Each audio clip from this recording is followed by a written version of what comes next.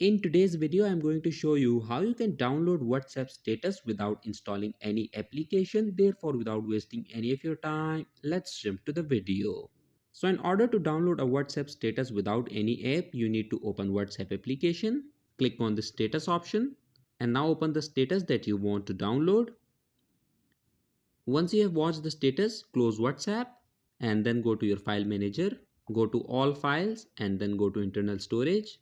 Click on this option Android and then go to media. Now scroll down and from here click on this com.whatsapp option. Click on WhatsApp. Once again go to media. Now at the top right corner of your screens you will see these three dots, so click on it. Click on show and then click on this option that says show hidden files and click on OK. Now you will notice that an option appears that says statuses, so click on it.